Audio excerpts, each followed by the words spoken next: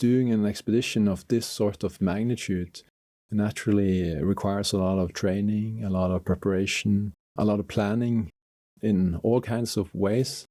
Maybe you can sort of help us understand a little bit of what's actually involved in both the training and the preparations and the planning to pull something like this off.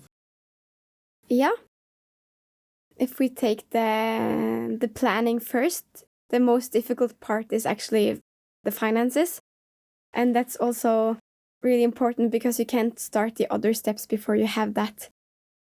I found it really difficult financing this, and it's a joke about the Norwegian explorers that we all sell our apartments to go on adventure, because there has been some examples of that. Mm-hmm. But I'm quite young, so I don't have an apartment to sell, or I don't have that much. So I really needed to get the sponsors to be able to do this. So I put a lot of work down in getting them. And I got a great team of sponsors that also took a risk and dared to join this expedition, which I'm really grateful for.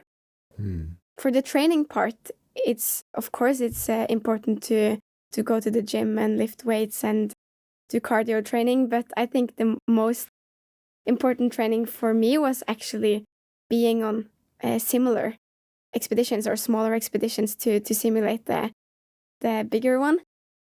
Because then I got to know my equipment, and my routines were faster and safer, and my body was used to going long days, many days in a row, and mentally I was also preparing for being out for a long time. Both for the mental training and the physical, that was maybe the most important part. Did you also variate the training across the year?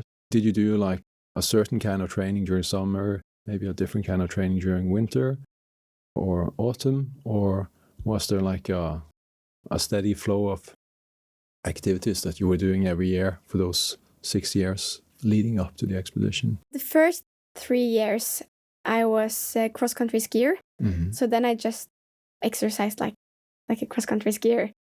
So mostly cardio training. And then I did some smaller expeditions during that time as well.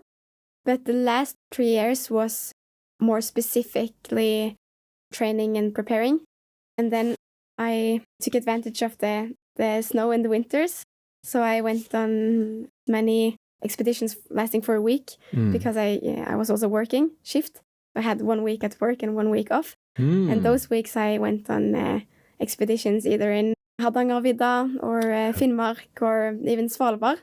And during the summer, I was also spending a lot of time outdoors in the nice weather and did a lot of cardio training, a lot of running in the mountains, but also pulling car tires to simulate the pulke or the sled pulling. Yeah.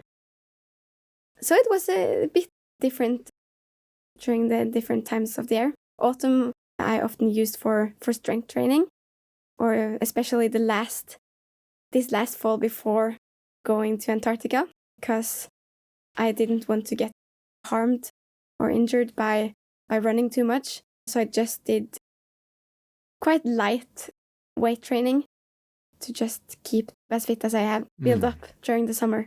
A lot of people may not realize how much training is required and how much sort of relevant training is required to do something like this. And I can definitely understand that it would make a lot of sense to do a lot of expeditions that are as similar as possible, so you get familiar with all the equipment, all the routines and everything, and sort of get into that state of mind quicker. You can definitely see that. I've read somewhere that you also work together with your partners to enhance some of the equipment as well.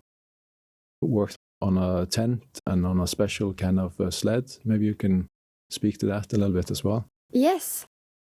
I didn't find a winter tent that I thought was good enough for this expedition, for a solo expedition, because I wanted it to be light, of course, and easy to put up, and also safe, and that it could handle the different kind of conditions. So I contacted Barents Outdoor, a Norwegian tent brand, and we developed a a 1 to 2 person tent for longer winter expeditions. And yeah, it was quite fun to join the process of like first getting the drawings and then adjust them and trying out the prototype to actually using it on the expedition. And it also felt a lot safer that way. And I also did some adjustments for the sleds.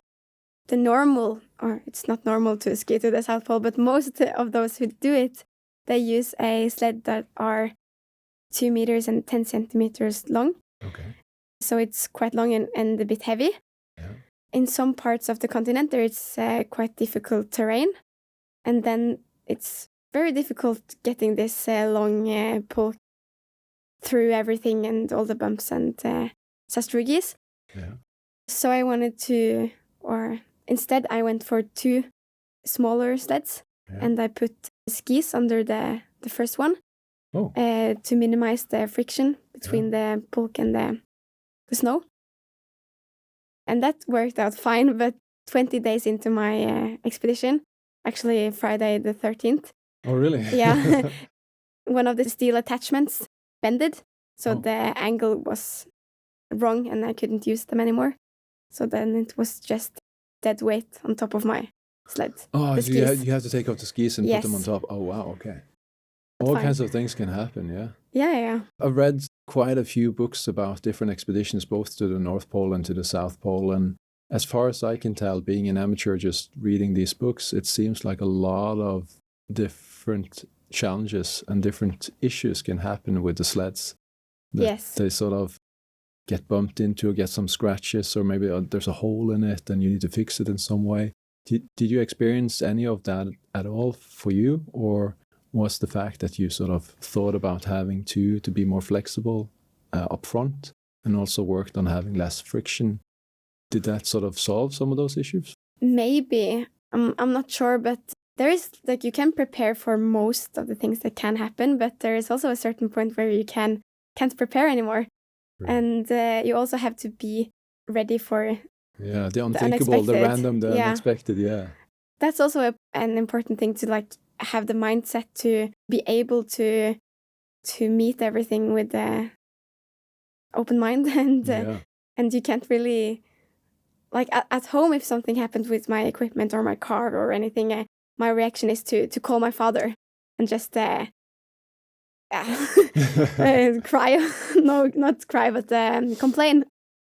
But what I learned in Antarctica is that it doesn't help calling dad and complain. I just have to try to figure it out myself first. And since it was a bit more hassle to use the satellite phone and everything, I did actually try first myself in Antarctica. And most of the time it went all fine. And that's a good lesson to have, I think, that I'm actually able to do more to do more things by myself than I first thought. Yeah, for sure. Being self-sufficient in that way.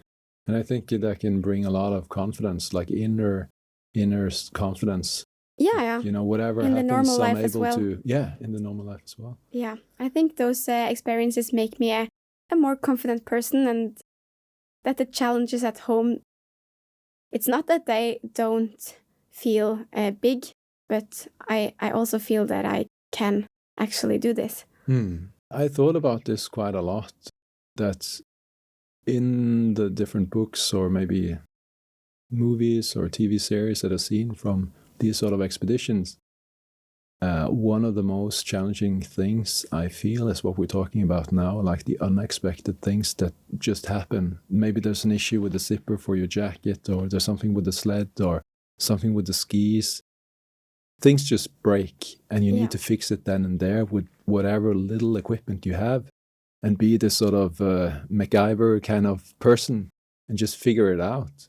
And I think that's being resourceful and being able to do that and sort of keep your head calm and everything, and just manage it with whatever you have. I think that's very it's very impressive. It seems a little bit daunting as well, because since you have no idea what's going to happen, like what's going to break, it's difficult to plan, like what kind of equipment would I need to have in case something breaks. Yes. And it's also difficult to, or at least in my mind, and I would be curious to hear your thoughts, but how to sort of train for that, because you can train your physical strength, you can plan the weight of the equipment and different things, but it's difficult to train or plan for being resourceful if something comes up. How do you think about that? That's one of the most difficult things, is finding the balance between what do I need to bring 2 sets of, or what can I repair? When will I not be able to repair this? Should I bring this, or is it too heavy? So, for instance, I decided to just bring 1 pair of skis, so no extra skis or extra ski. And they're also a bit lighter and maybe more vulnerable than what's normally being used. But since I was an active cross-country skier and I have quite a good technique, I thought that the chance of me breaking a ski is quite low compared to others. And I will gain a lot not having to have this weight with me and having light skis instead of heavy skis. So you always have to find the balance between how much you gain and the risk of something getting harmed. If you appreciated that, then click here for more content like this. Go on, click it. And don't forget to subscribe. Be well.